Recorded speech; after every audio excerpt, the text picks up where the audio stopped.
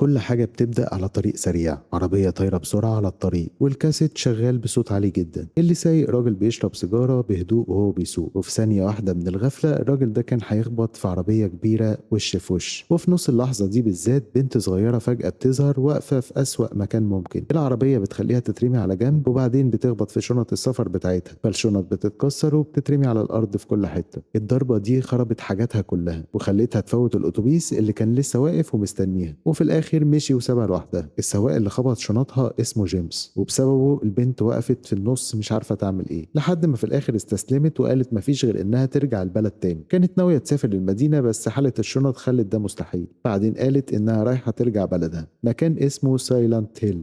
طبعا جيمس عارف إن دي غلطته، عرض يوصلها علشان يعوض كل اللي عمله. في الأول رفضت، كانت مش مرتاحة وشاكة فيه، بس جيمس فضل يصر. قال لها لو مرضيتيش هيفضل واقف هنا يراقبها لحد ما يتأكد إنها بخير. قدام الإصرار الغريب ده البنت وافقت في الآخر. وهما بيحطوا الشنط في العربية فجأة ريح عنيفة جدا بدأت تهب. الجو اتغير وبقى غريب ومقلق. البنت قدمت نفسها إن اسمها ماري، وقالت بهدوء إن النوع ده من الحاجات بيحصل عادة لما حد يقرب من سايلانت هيل، كأن المكان نفسه بيعلن إن في ناس جاية. وفجأة المشهد كله بيتكسر، ما كانش حقيقي خالص، كان كله هلوسة في هلوسة. جيمس في الحقيقة قاعد في بار سكران جدا، تليفونه بيرن ورا بعضه بس هو مش بيرد. حالته وحشة قوي لدرجة إن اللي شغالين في البار لاحظوا ده بسرعة. ما قدرش يقف على رجليه وفضل يتخانق مع الحراسة، بس طبعا هم في الآخر غلبوه وشدوه ورموه بره جنب الزبالة. في اللحظة دي التليفون لسه بيرن، وفي الآخر من كتر التعب والانهيار جيمس رد.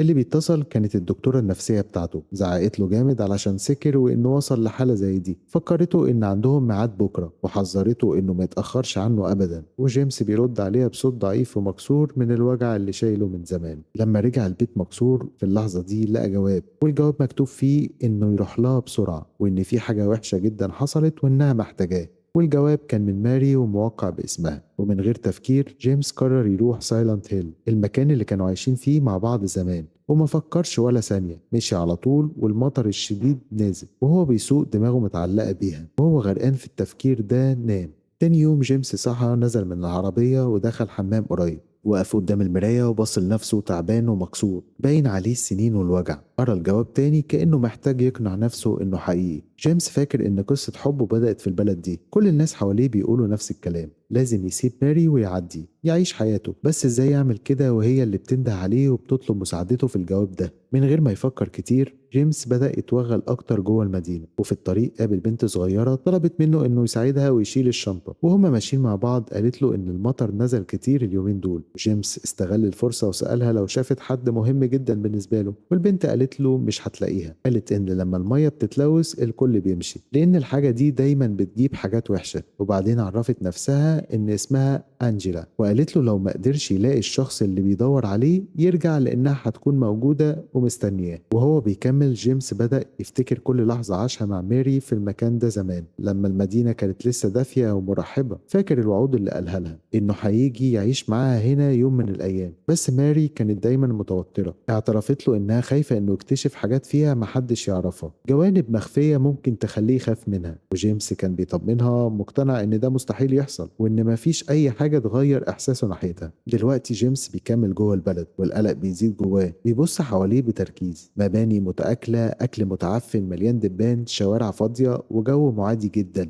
كأن المكان نفسه بيرفض وجود البشر. الخوف بدأ يدخل قلبه بس رفض يقف. فضل يستكشف لحد ما شاف يافطة مكتوب عليها خطر قدامك، برضه عمل نفسه أكنه مش شايفها. دخل زواق ضيق وبدأ يصرخ ويسأل حد موجود، ومفيش في الآخر ولا حد رد. وفجأة حاجة كسرت السكوت، صوت راديو جاي من نفق قريب. قرب بحذر، لقى راديو شغال جنب واحد نايم على الأرض متغطي بملاية. وأول ما كان هيشيل الملاية أصوات غريبة بدأت ترن في الشوارع. وفي اللحظة دي الشخص اللي كان نايم مسكه من ورا وقال له بصوت غريب ما تتهش، الحاجات الملعونة هتيجي عليك لو بعدت. وفي نفس الوقت تليفونه رن تاني. الدكتورة النفسية زعلانة جدا وبتسأله ليه ما راحش الميعاد. قال لها إنه في سايلنت هيل دلوقتي وإنه حاسس إن حاجة وحشة حصلت هناك. وهي طبعا مش بتصدقه، فضلت تصر إنه لازم يرجع فورا. وفي الآخر قفل الخط، وفي ثواني لاحظ ضوء شغال في محل قريب. الفضول طبعا شده جواه. أول ما دخل ذكرى تانية ضربت في دماغه، شاف ماري بتعرفه على ناس من أهل سايلنت هيل وقالت لهم ده جيمس حبيبي. فاكر إن أهل البلد قالوا له إن عائلة ماري هي اللي بنت البلد. قالوا له إن الأمور في سايلنت هيل بتتفهم بطريقة مختلفة وإنهم متأكدين إنه هيلاقي مكانه هناك برضه. فجأة رجع للواقع لما سمع صرخة كبيرة، كان نفس الراجل اللي حذره من الخطر قبل شوية. لف لقاه في حالة بشعة، مخلوق مشوه متآكل وملتوي هجم عليه على طول، وده واحد من أبشع الناس اللي في المدينة اسمه الكذاب. جيمس دافع عن نفسه بيأس والمخلوق بيصرخ وبيتلوى، وبعدين اتسحب جوه المواسير واختفى. بعد لحظات الراديو بتاع الراجل الميت بدأ يشتغل وبس رسالة مشوهة بتتكلم عن إنذار في سايلنت هيل، كأن البلد نفسها بتعلن الجحيم اللي جاي. وفجأة الليل نزل، الضلمة بلعت كل البلد، ومن الضلمة طلعت مخلوقات زي الأولاني بالظبط. كام واحد من الكذابين بدأوا يحاصروا جيمس ويقطعوا طريقه للهروب، وفي نفس الوقت سرب صراصير كبير جدا طلع من الأرض وبدأ يمشي وراه، غمر الشوارع كلها. كل خطوة بتاخده لمشاهد أكتر رعب، وبالكشاف اللي بيرتعش في إيده جيمس جرى وهو خايف بيحاول يهرب لحد ما وقع على الأرض. وهو بيحاول يقوم شاف مخلوقات بشعة وملهاش عدد بتراقبه وبتهاجمه من كل حتة. الرعب ما وقفش هنا، المخلوقات دي فضلت تطارده لحد ما في لحظة غريزة البقاء قدر يدخل بيت ويقفل الباب وراه، ومن جوه شافهم واقفين بره بيخبطوا وبيستنوا. بحذر بدأ يستكشف البيت يتأكد إنه آمن، وفي اللحظة دي اكتشف إنه جوه بيت ماري. وفجأة سمع صوت ماري. ذكرى تانية حاولت تطلع بس الخوف خلاه يكمل ماشي. وصل لأوضة لقى فيها شريط فيديو مكتوب عليه تاريخ يونيو 2017. أول ما شافه دماغه انهارت، وجع جامد جدا في راسه كأن الواقع نفسه بيتهد. وفي عز اليأس ده اتصل بالدكتورة وقال لها مش قادر يستحمل الوجع ده أكتر من كده، بس في نفس الوقت حاسس إن ماري قريبة. قبل ما يقول لها هو فين التليفون بيقطع. جيمس كمل يستكشف البيت، وكل خطوة المشاهد بقت أرعب. وفجأة ذكرى تانية سيطرت عليه. فاكر أول مرة زار فيها ماري في المكان ده؟ أهل البلد كلموه بكل جدية، قالوا له إن الحب معقد، ممكن تحب بجد بس لازم تفضل مركز. صوت مفاجئ قطع الكلام، واهل البلد لاحظوا على طول، وفي الاخر مشوا وسابوهم لوحدهم. لما بقوا لوحدهم جيمس قال انه غريب ان ناس كتير بتظهر فجأة. ماري قالت له بهدوء انهم مش غربة خالص، دول كلهم عيلتها. وقالت له كمان لما ابوها مات محدش سابها، ومن ساعتها كلهم فضلوا مع بعض. وفي الحاضر جيمس لقى اوراق بتتكلم عن نوبة ربه، وهو بيقرا سمع صوت حد بيرجع في اوضه جنبه. قرب شويه لقى راجل بيضحك وساله ليه انت مش زينا، مش مريض؟ جيمس ساعتها قال له انه بيدور على حد وبيفتكر انها ممكن تكون في المستشفى، والراجل بيسخر منه وبيقول له مفيش حد هنا فاضل اصلا. وفي الاخر عرف نفسه ان اسمه ايدي، وبدا يحكي اللي حصل في المدينه دي من تلوث الميه والمطر اللي ما بيقفش والحرايق، وقال ان الناس بدات تنزف من غير سبب. وعلشان يثبت كلامه رفع قميصه ووراه جروحه. وفي اللحظه دي سمعوا صوت بعيد، طفل بيعيط. مشي ورا الصوت ولقوا بنت صغيره اسمها لورا شايله طفل في حضنها. جيمس حاول يتدخل ويساعد، بس فجاه في صوت وراهم، وقبل ما يعمل اي حاجه ايدي ضربه وجري. لما طلع قابل انجلا بصت له بوجع وقالت له انها حذرته ما يجيش هنا. قالت له في اسرار مدفونه بعمق، حاجات ما كانش المفروض تتكشف، حقايق محدش يعرفها. قالت له مهما عمل مش هيكفي علشان ينقذها. وقبل ما يرد عليها انجلا بتمشي وبتسيبه. من كتر الرعب جري من غير ما يحدد اي اتجاه. قابل لورا، البنت وريته دبدوبها وقالت له ده هديه من ماري. سماع اسمها خلى جيمس يحس انه اقرب من اي وقت، بس صوت مفاجئ قطع اللحظه. لورا جريت وجيمس جري وراها، خدته في متاهة وممرات، وبعدين فجأة اختفت، سابته محبوس. في اللحظة دي بنت شقرة ظهرت بتكلمه بهدوء وشرحت له الخطة علشان يخرجوا من هنا. وجيمس قال لها إن حبيبته في المستشفى، والبنت طمنته إنها هتساعده يلاقيها، وهيدوروا على لورا كمان. مشيوا مع بعض بس مش وقت طويل، مخلوقات مشوهة هجمتهم. لما وصلوا الشارع الذكريات غرقت جيمس من تاني. فاكر إزاي الناس اللي ماري كانت بتقول عليهم عيلتها خدوها مكان غريب. تابعهم من بعيد لحد ما وصلوا لباب سري نازل في قبو ضخم تحت الأرض، وبالكشاف اللي في إيده نزل السلم من غير ما يعرف هو رايح فين ولا إيه اللي مستنيه. صوت البنت الشقرة رجعته للحاضر، قالت له المستشفى قريب. وجوه المستشفى لقوا راديو فيه تسجيلات بصوت ماري. بعدين كشفت حاجة مرعبة أكتر بكتير. من سنين كان في جماعة دينية من المحاربين القدامى، أسسها شخص اسمه جاشوا، وبعد موته الناس بدأت تعبده كنبي، وبنته هي الشخصية اللي بيدوروا عليها. قدموا لها حاجة تشربها وبعدين عملوا طقس غريب، غطوها بالدم كأنها قربان. والذكرى اتكسرت لما الصوت اللي كان بيطاردهم رجع. هربوا ووصلهم أوضة مليانة ممرضات واقفين ساكتين من غير أي حس، وفي وضعيات ملتوية غير طبيعية زي أجسام من غير روح، لحد ما واحدة منهم منهم نايمة على سرير بدأت تضرب على المعدن ورا بعض، والصوت ده صح الباقيين واحدة ورا التانية. الممرضات بدأت تتحرك وتطاردهم. جيمس والبنت جريوا على الأسانسير وهم مستنيين الباب يتقفل. جيمس وقف يواجه المخلوقات علشان يديها شوية وقت، بس في واحدة دخلت في آخر ثانية وهجمتها وجرحتها جرح كبير. الأسانسير اتحرك أخيرا وبعدين وقف فجأة،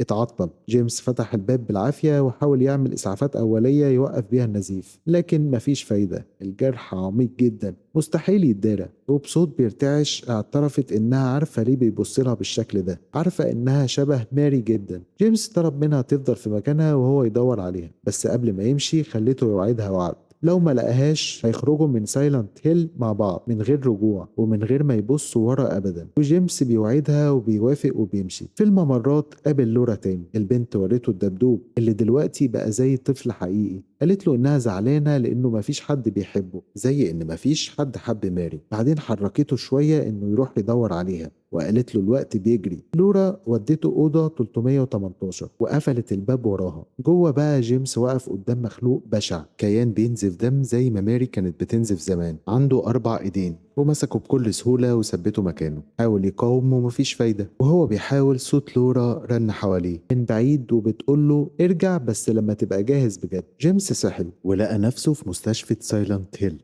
الأوضة باردة جدا، ساكتة شبه غير حقيقية. وبعد شوية الدكتورة النفسية وصلت وبكل ثقة قالت له الحقيقة اللي كان بيهرب منها، لازم يسيبها تمشي. ماري ماتت من شهور ومفيش حاجة يعملها تغير ده. بعد كده جيمس حلم تاني، شاف نفسه قدام ماري. قال لها انه شاف كل حاجة، انه نزل للمكان اللي تحت وشاف كل اللي عملوه فيها، وطلب منها انهم يخرجوا من المكان وما يرجعوش هنا تاني. وساعتها ماري بتبص له بحزن وبتقول له انها عارفة انه خايف. فكرته باليوم اللي لقاها بتحاول تهرب، حذرته إن في أسرار وحاجات كتير المفروض ما كانش يكتشفها.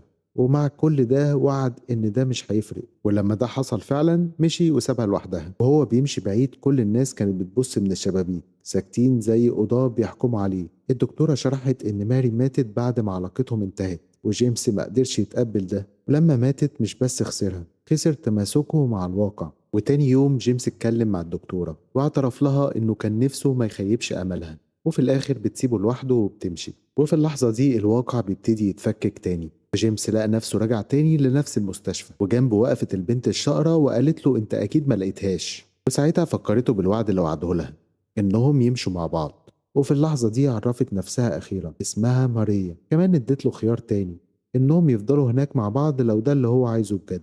جيمس مسك الكشاف وقرر يدور عليها مرة أخيرة. مشي بإصرار حتى وهو تعبان جدا ومشوش. ماريا فضلت جنبه بتترجاه يسمع كلامها، يقف ويرجع وما يكملش في الطريق ده، وبرضه ما سمعلهاش. وهو ماشي لاحظ الصورة المتعلقة على الحيطان، وشوش بتبصله وبتحكم عليه. ما وقفش. ماريا فضلت تترجاه يمشي معاها ويسيب المكان ده حالا. بس جيمس ساعتها بيقول لها إن ماريا لسه ما ماتتش، وإن ماريا نفسها مش موجودة أصلا. وفي الوقت ده غطى ودانه ورافض يسمعها، مستني راس الهرم يظهر ويخلص عليها. بعد كده بنشوف جيمس بيرسم بهوس منفصل تماما عن الواقع. عقله بيتفتت أكتر وأكتر وفي الآخر بيقع في المية. وهناك كان قدامه نار بتطلع من وسط اللهب. قابل لورا وسألته إذا كان جاهز يواجهها ولا لأ، وفي الآخر طلبت منه إنه يفتكر اسم ماري بالكامل. ومن وسط ضلمة الذكريات جيمس قدر يشوف الاسم بالكامل على قبر ماري، وقاله بصوت عالي ماري أنجيلا لورا. لورا هزت راسها وقالت له الوقت جه. وبعد كده جيمس مشي في طريق كله نار ودخل أوضة. هناك لقى أنجيلا. اعترفت له إنها مش هتقدر تهرب أبدا، إنها دايما حاسة إن حد بيلمسها. إيدين بدأت تطلع من السرير تمسكها من غير أي رحمة. وجيمس في الوقت ده حاول يساعدها بس من غير فايدة. وفي الآخر الاتنين وقعوا في السرير مع بعض والضلمة بلعته. بعد كده بنشوف جيمس بيكمل لمنطقة معادية تماما. هناك وقف قدام مخلوق مرعب، وحش بوش ماري. أول ما شافه جيمس انهار، بس الشكل ده فجأة اشتعل، اتلوى وصرخ وهو بيتحرق بالنار. بعد كده بيرجع للممرات المحروقة. من وسط اللهب افتكر انه شاف شبح مألوف، كانت ماري. من غير تردد مشى وراها، غرق اكتر في جحيم سايلنت هيل. بس مفيش حد مستنيه غير النار والرماد.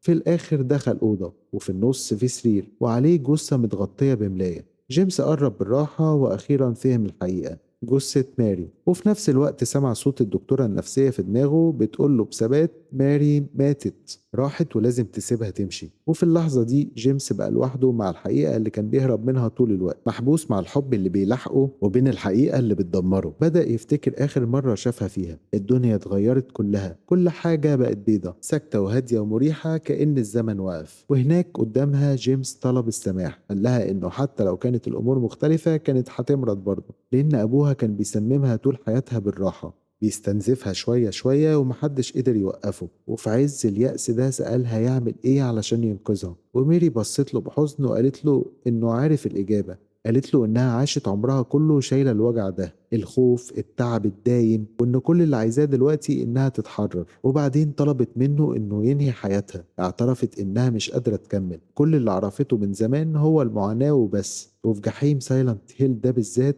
جيمس أخيرا سابها تمشي، مش هروب لكن عمل اللي يقدر يعمله، اتقبل الحقيقة، اتقبل الخسارة، وحرر الشيء الوحيد اللي كان مخليه محبوس كل الوقت ده. وبكده قدر يفتكرها زي ما كانت فعلا، البنت اللي عاش معاها لحظات بسيطة حقيقية مضيئة. وفي الذكرى الأخيرة دي شافها زي ما هي فعلا، متحررة أخيرا من المعاناة اللي شافتها طول حياتها. وبعدين سامحته. بس جيمس عارف إن ده مش كفاية، لأنه حتى لو ميري سامحته هو مش هيسامح نفسه أبدا. عرف أنانيته، خوفه، جبنه، اتقبل إنه فشل لما كان لازم يبقى قوي، إنه اختار يجري لما كانت هي محتاجاه أكتر من أي وقت. الذنب ده مش بيروح، بيفضل شايله. جيمس شال جثة ماري وحطها بالراحة في كرسي الراكب في العربية، ساق ناحية البحر والدنيا سكتت كأن كل حاجة فاهمة اللي هيحصل. ولما وصل عند الحافة ما ترددش، ضغط على البنزين وراح نزل في الفراغ. العربية غرقت بيهم. وهما بينزلوا جيمس همس بآخر وعد، دلوقتي جاهز مهما كانت التكلفة، مهما كان المصير، المرة دي مش هيجري. وبعدين الزمن نفسه اتكسر، القصة رجعت لأول لحظة اتقابلوا فيها، كل حاجة بدأت من أول وجديد. بس في حاجة مختلفة، جيمس مش هو نفسه تاني، مش هيعمل نفس الغلطات. دلوقتي عارف وفاهم، المرة دي مشيوا مع بعض مش ناحية جحيم الماضي لكن ناحية بداية جديدة، والمرة دي مش رايحين سايلنت هيل. ومن هنا بتكون نهاية قصة فيلمنا. لو عجبكم الفيديو ما تنسوش اللايك والاشتراك في القناة، وكمان ما تنسوش تكتبوا لي رأيكم في التعليقات. واشوفكم على خير الفيلم الجاي. تصبحوا على خير.